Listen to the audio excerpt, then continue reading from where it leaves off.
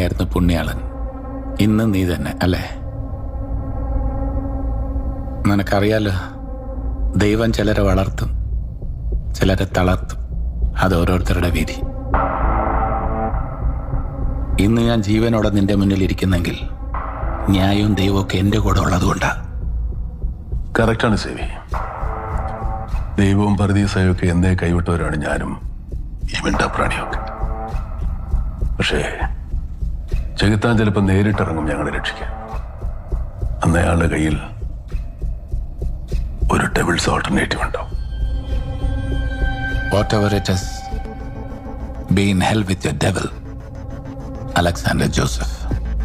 Good luck. Good luck.